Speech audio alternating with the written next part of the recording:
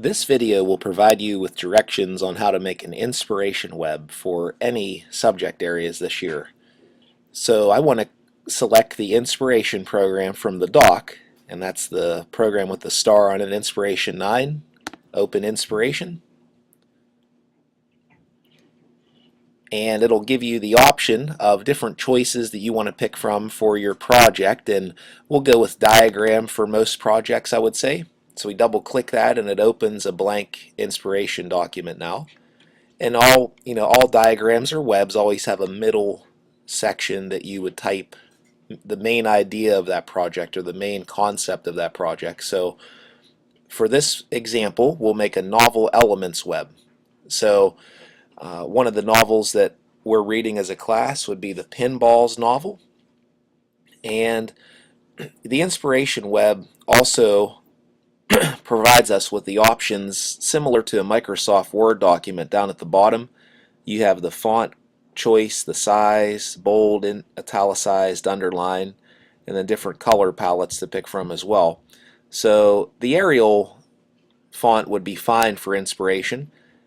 In the middle box we probably want to make that size slightly larger. Let's go to size 24 for that. And then we want to click on the main idea box and we can type right in there now. And I also, for the main idea, I want to bold and underline that main idea. So press B and U just like you would in a Microsoft Word document. And I'm going to type the title of the novel. So we'll say The Pinballs, and then we'll say this project will be called Novel Elements. And notice how, because of the inspiration web being a centered project at all times, it makes the text look, vertical at this point. So if I click on the circle though, it'll automatically move it back so that it's horizontal and spaced evenly inside of the box. Now I noticed I didn't have a space in between novel and elements, so I'll just add that space now. So now we have our main idea circle created. So we want to add some content to the inspiration web now for the other parts of the project. So one of the items would be the setting of that novel, for example. So if I want to add a new content to this palette or this space, I can click anywhere out in the area to get my cursor. You can see it's a kind of like a plus sign now. I want to click a shape that I want to use. So I have symbols that I can pick from up here that would work. I also have some shapes in the palette as well that I can choose from. So I'm going to select a rectangle now. I click the rectangle and the shape comes up. If I want to type in that shape, I just click inside of it. And I want to make the size maybe a little bigger again. Size 12 is pretty small for inspiration. Let's make it size 18 for the content boxes.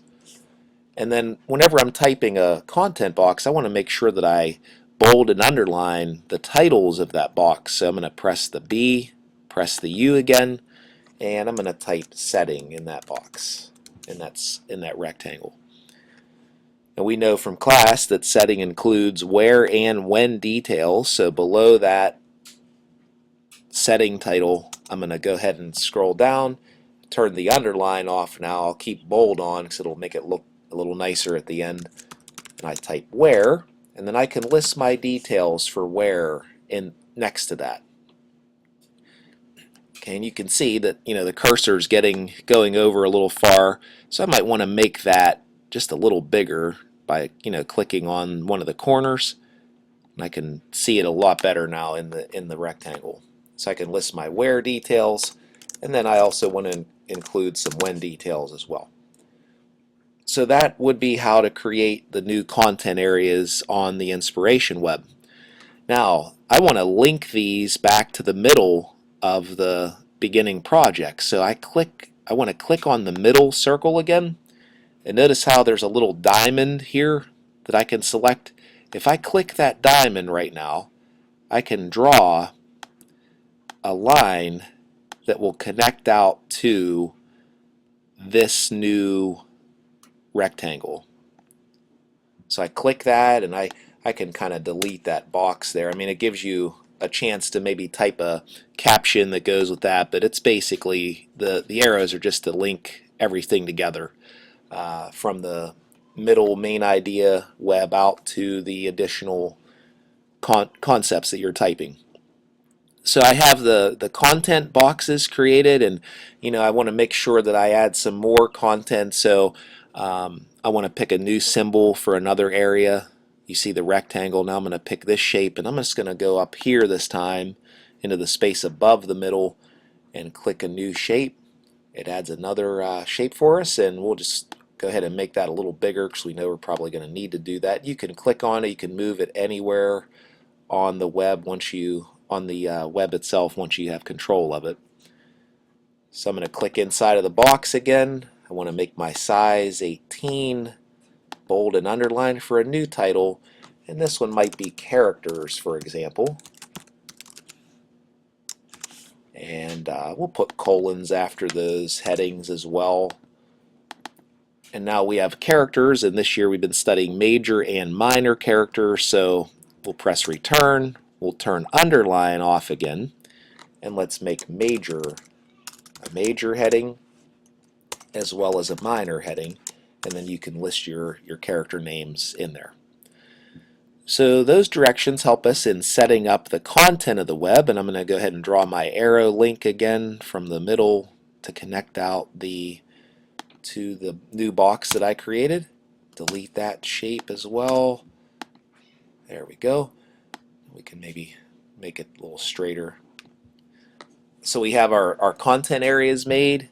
Now we want to maybe change colors. We can change the background color of the web from a white by going up to Effect, Background Color. You can see that choice down at the bottom.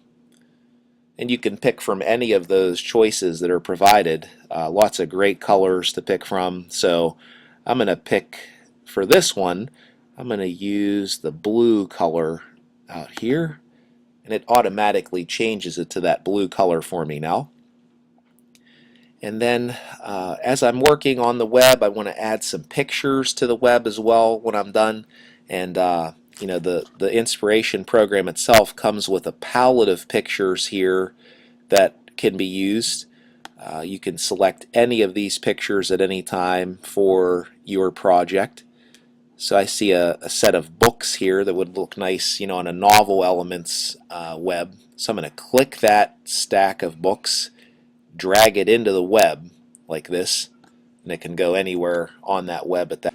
I may also want to find an image from the web for this project as well. So to do so, I'm going to open a Safari window and type in maybe the title of the novel. For example, I could type in The Pinballs novel, and I'll want to search images for that.